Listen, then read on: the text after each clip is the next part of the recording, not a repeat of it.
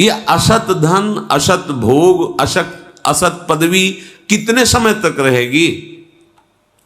जब मृत्यु हमारे शरीर का ही अपहरण कर लेगी तो ये बाहरी चीजें क्या रहेंगी? और जब जगत को बनाने वाला हमारी मुट्ठी में है तो जगत क्या चीज है? वो एक पलक झपकते ही अनंत ब्रह्मांडों की रचना कर देता है। ये बात समझ में नहीं आती। बस प्रश्न यही बना रहता है, दुख कैसे निवृत्त हो? बोले धन से। तो धन कैसे मिले? चाहे जैसे मिले, अधर्म करना पड़े, पाप करना पड़े, हिंसा करनी, बस धन चाहिए, क्योंकि धन ही हमें सुखी कर सकता है। ये माया ने मूढ़ता पैदा कर दी है। धन से अगर सुखी होते तो ऐसा नहीं कि धनी नहीं है विश्व में, उनको खुद पता नहीं कितना धन है, लेकिन चित्त जलता रहता है, सदैव अशांति बनी रहती है। क्यों? क्योंकि जो धन चाहिए वो नहीं है, वो निर्धन है। कबीरा सब जग निर्धना, धनवंता नहीं कोई, धनवंता सोई जानिए। जिसके पास नाम रूपी धन है प्रभु का, वही धनी है। आप इस बात को अच्छे से समझ लीजिए कि जब आप प्रभु से विमुख होते हैं तो जितने शुभ विनायक, अशुभ विनायक, चाहे जो कुछ कर लो, वो तुम्हें सुखी नहीं रहने देंगे। न कोई ग्रह, न कोई नक्षत्र, न कोई विनायक, ये तुम्हें चैन से नहीं, क्योंकि ये सब भगवत पार्षद हैं, दंड विधान के लिए ये तैयार हैं। और यदि आप भगवान के सन्मुख हैं तो कोई विश्व में तुम्हें दुख नहीं दे सकता। ये बात समझ में नहीं आती सबकी। सबको ये समझ, कोई ऐसा जादू कर दो, कोई ऐसा आश्चर्यमय आशीर्वाद दे दो जिससे मैं धनी हो जाऊं, सुखी हो जाऊं।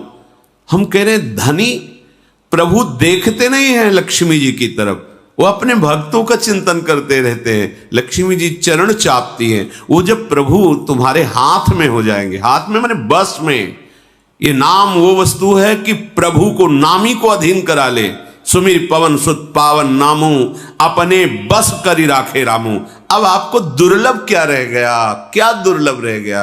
ये बात समझ में नहीं आती, क्योंकि हमें चाहिए धन, भगवान धन दे देंगे क्या, ऐसा लोगों को लगता। अरे वही है, वही सब रूपों में, वही सर्वस्व प्रकट किए, वही स्वामी है। ये बात समझ लो।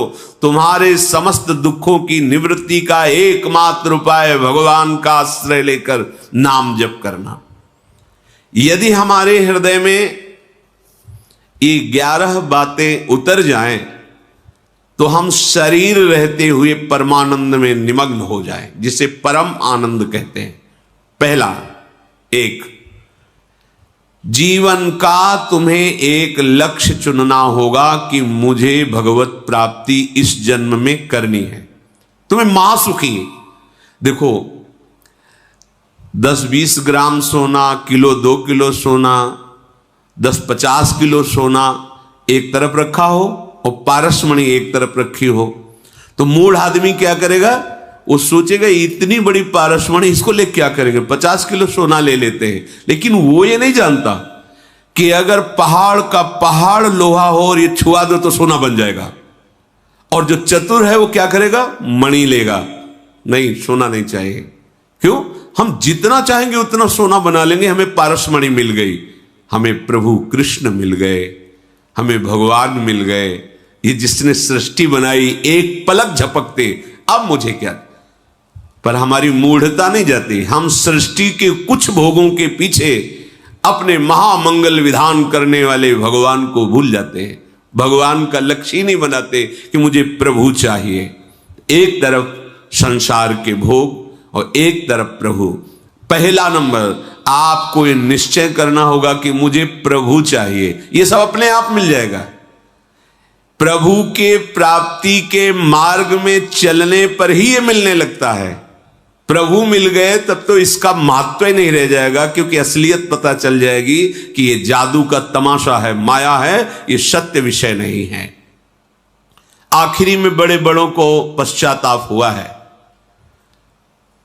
महान बलशाली विश्व विजेता सिकंदर जिधर जाता जय प्राप्त करके आता, ढेर सारे रत्न आभूषण सब विजय। महात्मा एक देखा सिकंदर आ रहा था, नाचने लगे।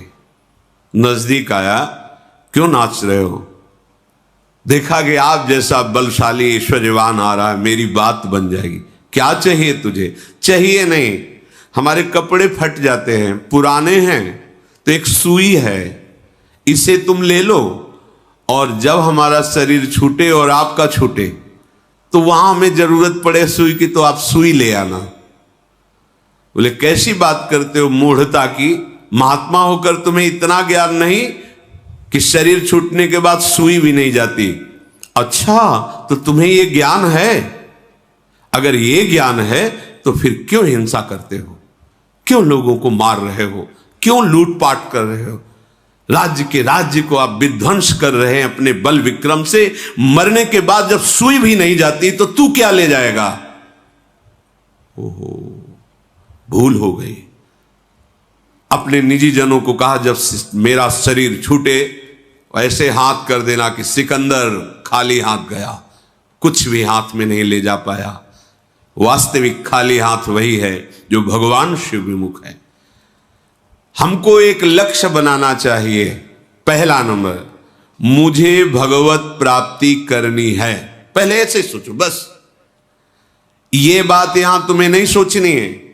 हम तो गृहस्थ हैं, हमारा तो ये कर्तव्य है, हम तो ऐसे भोग भोगते हैं, हम तो नीच हैं, पापी, हम कहां भगवत प्राप्ति? ये तो बड़े पवित्र जितेंद्रीय महात्माओं का विषय। नहीं, आपसे प्रार्थना करते हैं, पारसमणि ये नहीं देखती कि ये लोहा पंडित जी के घर का है या लोहा किसी के गला काटने वाला है। जहां छूती उसको सोना बना देती है। हमारे श्री भगवान का नाम ऐसा महामणि, ऐसा महामहिमा में घोर पापाचारी भी यदि राधा राधा राधा, तो जब एक प्राकृतिक मणि अपने प्रभाव से भेद ना देख करके उत्तम अधम का और उससे स्वरूप सोना बना देती है, अपनी महिमा प्रकाशित कर देती है, तो नाम फिर ये तो चिदानंद है। ये क्या देखेगा कि तुम पापी हो कि पुण्यात्मा हो, तुम्हें भगवत धाम प्रदान कर देगा। हमें अपनी तरफ नहीं देखना, हमें प्रभु के नाम की तरफ, उनकी महिमा की तरफ देखना है। तो पहला, मुझे इसी जन्म में भगवत प्राप्ति करनी है, ये तुम्हें सोचना है। क्या है भगवत प्राप्ति तुम नहीं जानते, बस सुन लिया कि मुझे भगवत प्राप्ति करनी है, आप इतना निश्चय कीजिए। दूसरा, आपकी बुद्धि का काम होता है सुख विचार करना। इस भोग में सुख है, इस भोग में सुख है, जब तक वो निश्चय नहीं करेगी मन कोई कार्य नहीं कर सकता। ध्यान रखना, बुद्धि का निश्चय ही मन को संकल्पित, और संकल्प ही इंद्रियों का क्रियाओं में भोगों में उतरना होता है। दूसरा नंबर, बुद्धि जब आपके किसी भोग का सुख में विचार करने लगे उसी समय काटो। अगर इनमें सुख होता तो सब सुखी हो जाते। सुख तो श्री भगवान में है, क्योंकि पहला लक्ष्य बनाया भगवत प्राप्ति। तो जहां बुद्धि तुम्हें अधर्म के भोगों की तरफ सुख दिखावे कि अगर ये भोग मिल जाए तो मुझे सुख मिलेगा, तत्काल उस समय सत्संग की ये बात लाओ। अगर ये सुख होता तो अभी अनंत जन्मों तक हम ही भोगते रहे, सुखी हो जाते। लेकिन नहीं, सुख तो श्री भगवान के चरणों में है।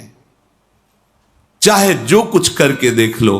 बड़े बड़े महापुरुषों का अनुभव, काकभूषुंड जी श्री गरुण जी महाराज से कहते, कोई ऐसी योनि नहीं जिसमें मैं जन्मा ना हो, कोई ऐसा कर्म नहीं जो मैंने किया ना हो, कोई ऐसा भोग नहीं जो भोगा ना हो, कोई ऐसा पद नहीं जिस पर मैं बैठा ना हो, लेकिन आज जो मैं राम भजन करके सुखी हो रहा हूं, अब तक ऐसा कभी कहीं सुख नहीं मिला।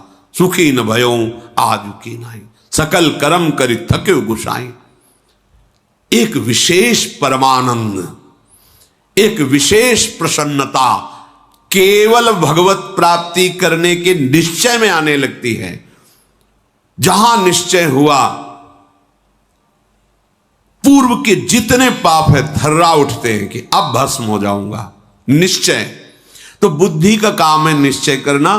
ये तुम्हें धोखा देगी, ये भोग लेते हैं, ये अमुक अमुक। उसी समय तुम्हें सत्संग के वाक्यों से उसे काटना है। शास्त्र असत चिंतन को काटने के लिए शस्त्र है। नहीं, हमने सत्संग में सुना है, शास्त्रों में पढ़ा है। महाराज ययाति अपने पुत्र की 1000 वर्ष की आयु को भोगा, पुत्र की भी, पर कोई सुख का अनुभव नहीं हुआ। तो उन्होंने निर्णय किया कि अजितेंद्रीय पुरुष को यदि विश्व के सब जौ धान सुख भोग शरीर मिल जाए तो भी उसे तृप्ति नहीं हो सकती।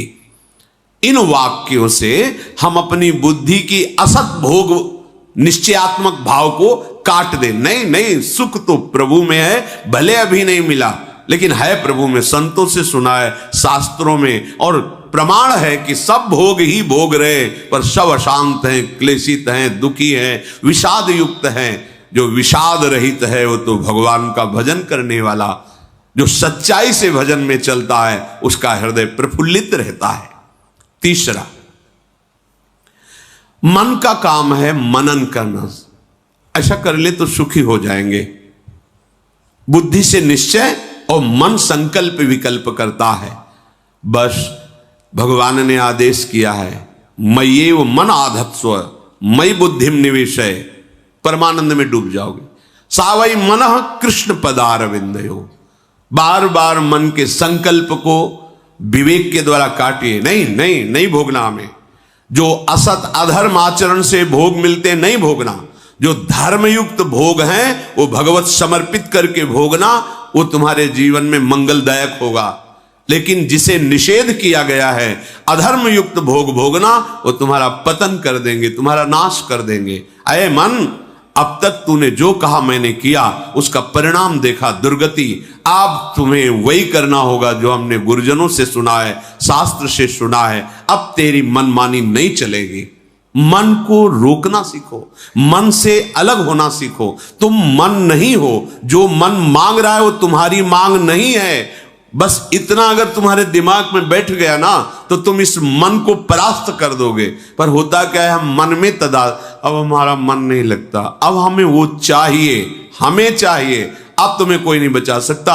हाँ, मन मांग रहा है दुष्ट, तू धर्म विरुद्ध भोग मांग रहा, कभी नहीं दूंगा, चाहे जितना जला ले मुझे, नहीं दूंगा। ठीक हो जाएगा, उसी समय शांत होने लगेगा।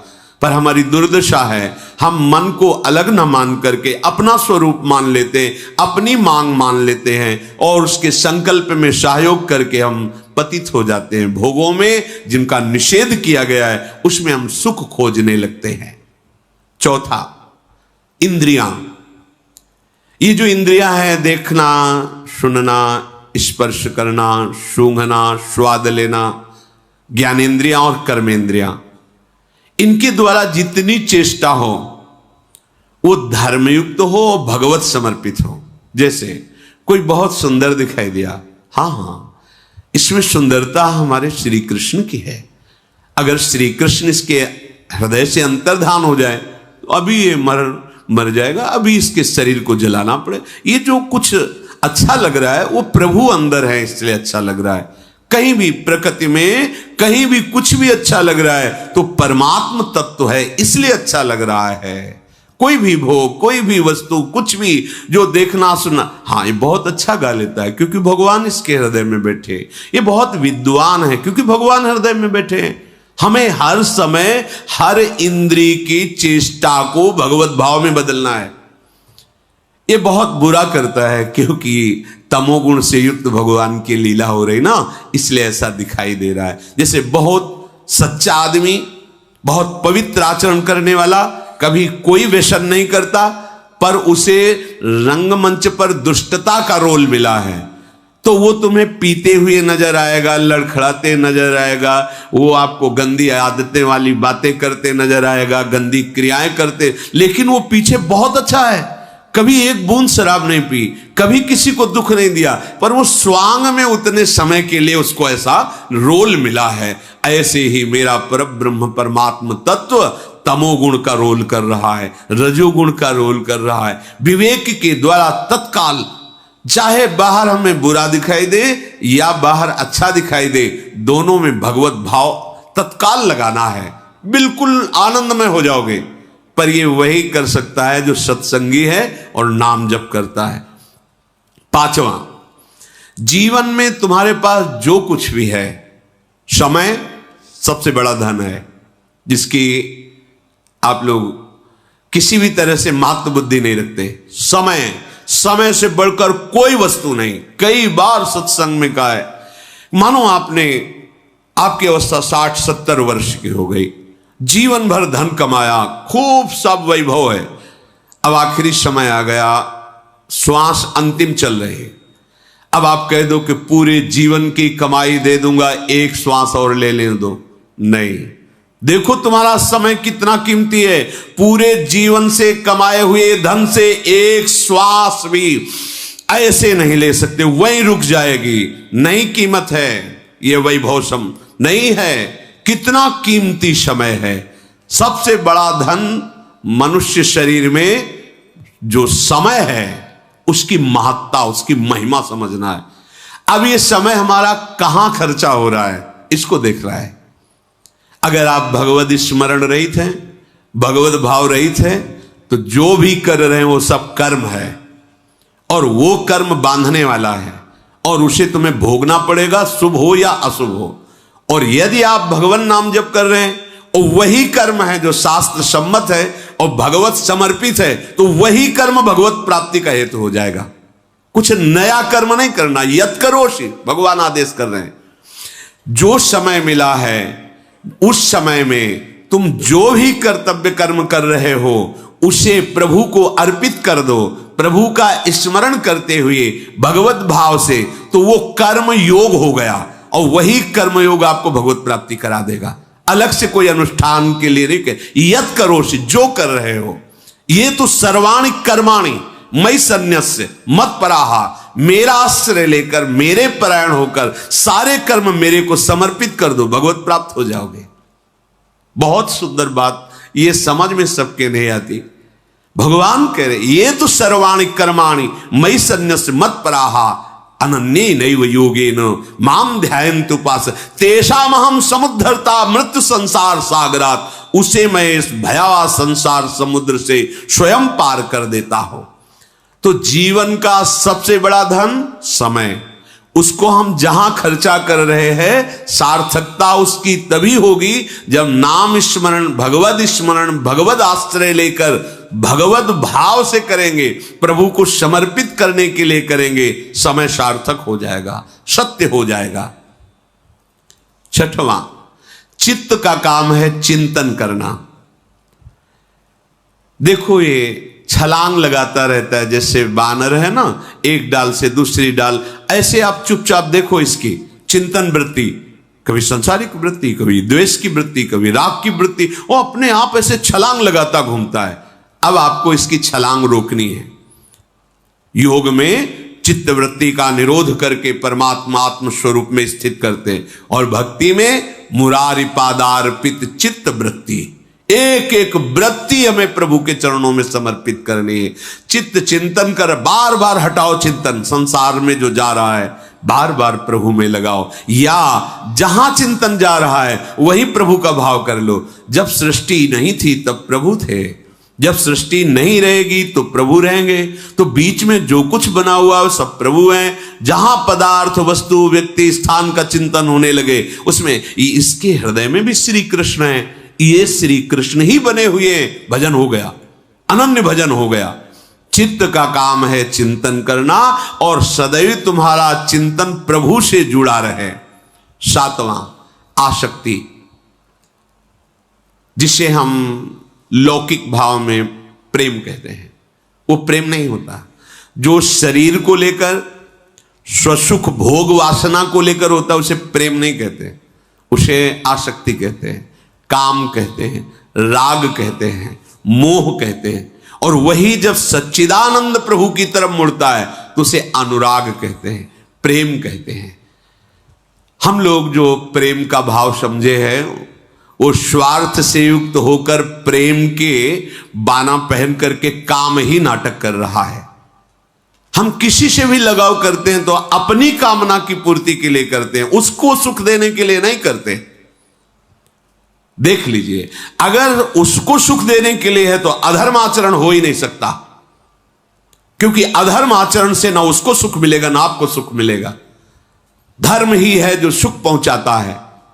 यह स्वसुख वांछा ही हमें आसक्ति में फंसा देती है। अब ये नशा नहीं छूट रहा, क्योंकि हमें उससे सुख का भाव बन गया। इस शरीर का आसक्ति नहीं छूट रही क्योंकि हमने समझ लिया है कि इसमें सुख है। ये अमुक अमुक अमुक जहां भी जगत में आपकी आसक्ति है वो सुख भोगने की लालसा से हुई है और वहां सुख है नहीं, सुख है श्री भगवान में। तो क्या करें? अपनी आसक्ति को धीरे से छुड़ावें। जल्दी से क्यों नहीं? क्योंकि फिर आप ऊब जाएंगे। ये आसक्ति का भाव यही है कि ये तो आसक्ति है, कहीं भी आ सकती, किसी से भी आ सकती है, लेकिन जा नहीं सकती, आ सकती है।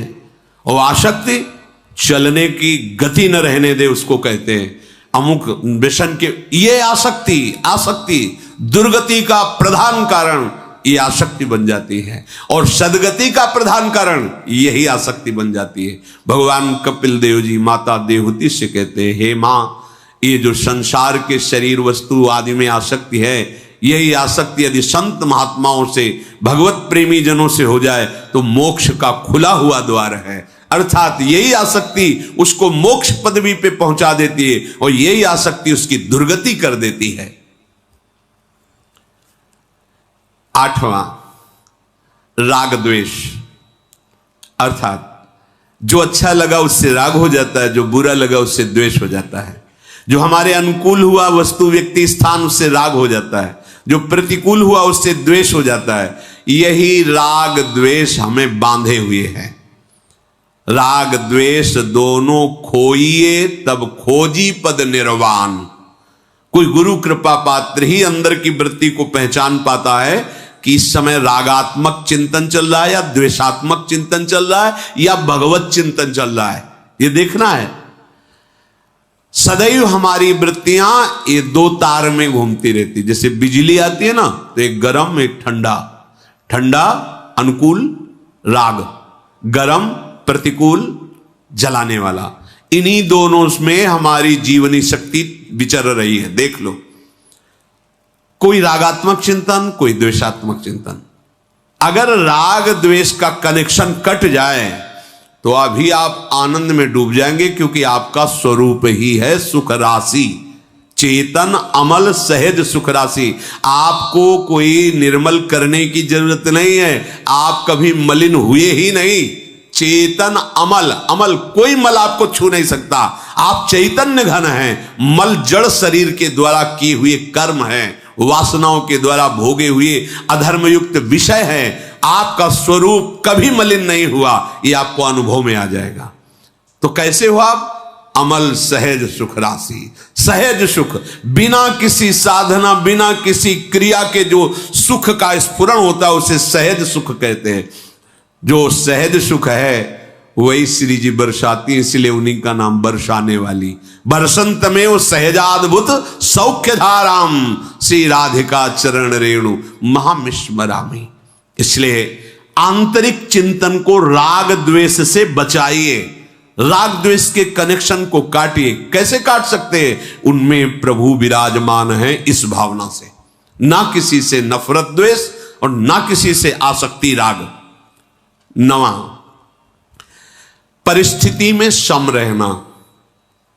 चाहे जितनी भी, ऐसा होता है बड़े बड़ों के जीवन में आता है, कभी बहुत आनंद के अवसर आते हैं, कभी बड़े दुख के अवसर आते हैं, कभी बड़ी विपत्तियां आती तो कभी संपत्तियों का अंबार लग जाता है।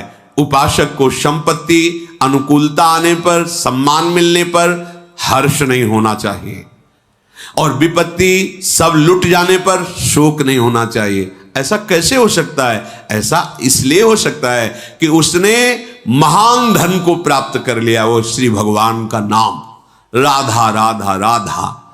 ये संपत्ति आई, श्री जी का दुलार है, राधा राधा, सब छिन गया। तो क्या परेशानी, श्री जी है ना, अनंत ब्रह्मांडों के स्वामी, जिनके अधीन वो हमारी श्री जी हैं। ये क्या संपत्ति, वो एक सेकंड में ऐसी व्यवस्था कर देंगी जो हम सोच नहीं सकते।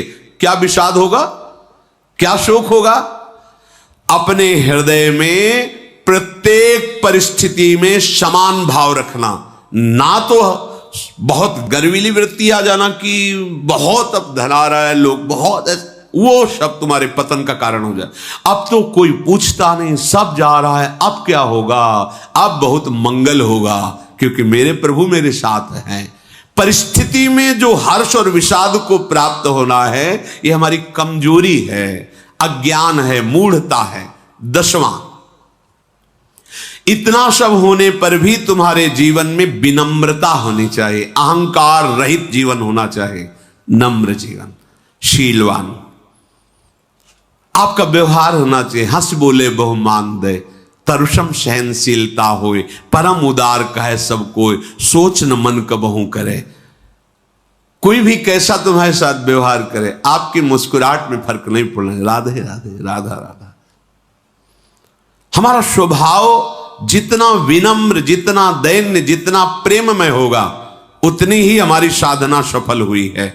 जीवन का सदा विनम्र में रहना, संयम पूर्ण रहना, सदाचार पूर्ण रहना, ये साधना का फल है। जीवन में साधना हुई है, इसका परिचय है विनम्रता, दैन्यता, प्रेम। सबसे सब जीवन सो प्रीति, पर रीति निवाहता अपनी। रीति क्या है?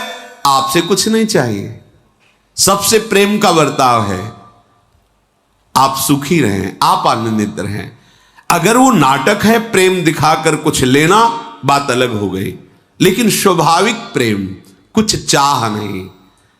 हमारे हृदय में एक ही चाह है कि सबके हृदय में जो विचरण करने वाले प्रभु हैं वो हम पे प्रसन्न हो जाएं, हमारी इस चेष्टा से रीझ जाए। इस भाव से हम सबको अपने प्रभु भाव में लाके सबकी सेवा, सबको वाणी के द्वारा, शरीर के द्वारा, मन के द्वारा सुख पहुंचाने का भाव, विनम्रता, संयम, सदाचार, ये परम शांत हृदय हो जाएगा। और 11वां, सर्वत्र राधा माधव का नित्य नूतन लीला विलास अनुभव करना। अपने आप आ जाएगा, इसके लिए फिर चिंता नहीं करनी। आप 10 तो फिर हो गया बस, आगे जो शुरू होगा वो तुम्हारे बस की बात नहीं, वो उनकी तरफ से होगा ये सब उन्हीं की कृपा से। पर आप इतना करें तो 11वें में फिर लिखा है नित्य निरंतर राधा माधव की लीला का साक्षात्कार हो जाएगा। इन्हीं नयनन सब सुख देखें, वो देख रहा है अपनी प्रिया, जगत नहीं दिखाई दे रहा, प्रिया प्रीतम की, राधा माधव की दिव्य लीला। इसलिए प्रभु का आश्रय लेकर निरंतर हम हर कर्म, हर क्षण प्रभु को समर्पित करते रहे।